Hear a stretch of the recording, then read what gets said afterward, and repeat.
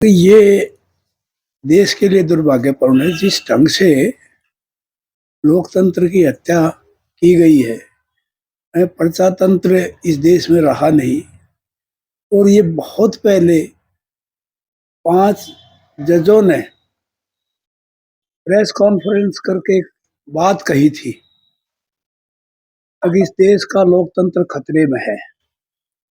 आज वही बात साबित होगी जिस ढंग से ये केंद्र की सरकार, मोदी की सरकार, कुछ व्यक्तियों को लाभ पहुंचाने के लिए ये राहुल गांधी की सदस्यता को रद्द किया है। जिस ढंग से ये कार्रवाई की है, ये एक अघोषित इमरजेंसी की तरह काम कर रही है ये सरकार। और जो भी संविधान में स्वतंत्र इदारे थे, जो इंडिपेंडेंट बॉडीज थी, उन पर लगाम लगाकर उनको जो है लोकतंत्र को जो है खत्म करने का काम किया जा रहा है। और ये देश के लिए आने वाले समय के लिए दुर्भाग्यपूर्ण है। आज देश में तानाशाही सरकार है।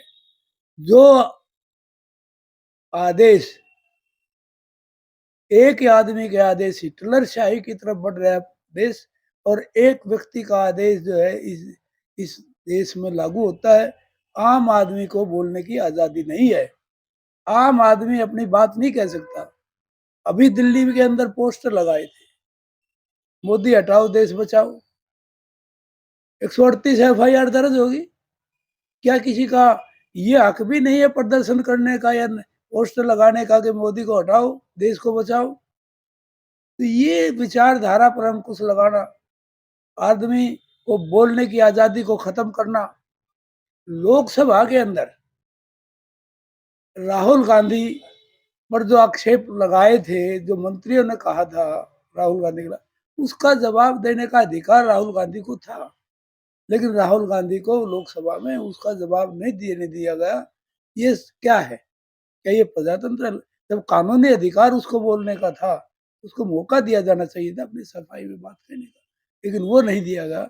और क्या ये समझते हैं अगर राहुल गांधी की सदस्यता रद्द करने से इनका एजेंडा पूरा हो जाएगा?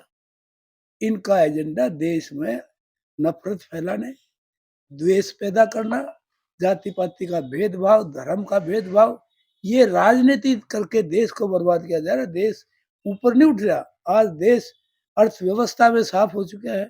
आज देश में कोई वो नहीं है, असमानता है।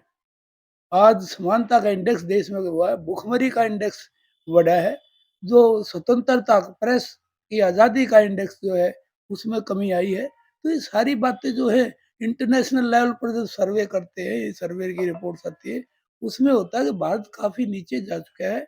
आज इनकी कार्रवाई सिर्फ़ ये कार्रवाई सिर्फ़ दूसरी पार्टियों को डराने के लिए, धमकाने के लिए, और ये दिखाने के लिए कि आगे आने वाले समय में ये कार्रवाई उन पर भी हो सकती है। लेकिन मैं समझता हूँ ये इसमें कामयाब नहीं होंगे। तो ये सारी बातें आपके अब जो है लोग इनके खिलाफ है सारे। मैं समझता हूँ कि ये जो लोकसभा की सदस्य है, ये भारतीय जनता पार्टी को महंगी पड़ेगी। आम आदमी ये समझने लग गया है, ये जो जो इमरजेंसी लगा रखी है देश में, कोई बोल नहीं सकता, ये इनके खिलाफ जाएगी। अंबेडकर के जितने सिद्धांत हैं, चाहे वो इलेक्शन कमीशन की बात हो, इलेक्शन कमीशन पर भी लोगों की आस्था नहीं रही है। जो इंडिपेंडेंट बॉडी थी, इसको भी अपने कब्जे में लिया हुआ है।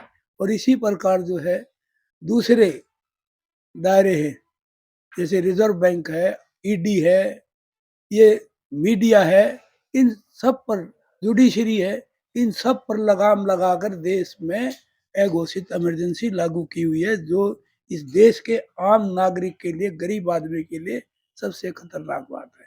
और ये किस किस की आवाज दबाएंगे? ये देश में अंग्रेजों का राज नहीं रहा, अंग्रेजों को निकाल दिया। ये काले अंग्रेज जो अब ये इस तरीके के कानून ला गए, लोगों को दबाना चाहते हैं, वो उसमें कामयाब नहीं होंगे। अच्छा, हरियाणा में बेमौसमी बारिश से काफ़ी चीज़ें खराब हुई, स्पेशल गिरदावरी के आदेश अभी तक नहीं आए। देखिए, ये विधानसभा में भी हमने मुद्दा उठाया था ये बहुत ज़रूरी है और अभी पता नहीं कितना भी नुकसान और हो सकता है। बड़ा भारी नुकसान है फसलों का और इसमें जो है ना ये 25% का दायरा ना रख के बाकायदा सबका जो है ना जितनी जय परसेंट जिसकी हुई है, जिसकी 20% हुई उसको भी मुआवज़ा देना चाहिए।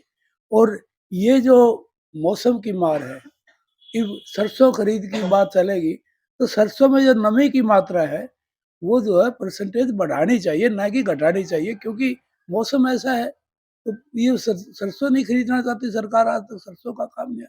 किसान पहले ही जो है, इस देश में किसान जो है, किसान का कर्जा जो है ना हरियाणा में 1,82,000 का कर्जा है एक किसान परिवार पर और किसान की आमदनी जो है किसान की आमदनी बहुत प्रदेशों से काफ़ी नीचे है। इनका प्रतिशत जो ना -2.5% विकास दर है।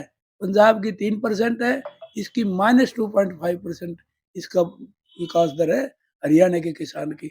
हरियाणा के किसानों के लिए बहुत कुछ करना आवश्यक है, इसलिए जल्दी से जल्दी गिरदावरी कराई जाए और जो ओलों से अफेक्टेड है, उसकी कुछ दिन के बाद कराई जाए ताकि वहाँ असली असर जो है सामने आ सके और बीमा कंपनियों से जो है उनका उनको भी मॉनिटर किया जाए ताकि वो गलत ढंग से लोगों को महरूम ना करे इससे मुआवजे से क्योंकि बीमा कंपनियां अपने ढंग से वो करवाती है ऐसे सिस्टम से और उनसे किसानों को पूरा मुआवजा नहीं मिलता।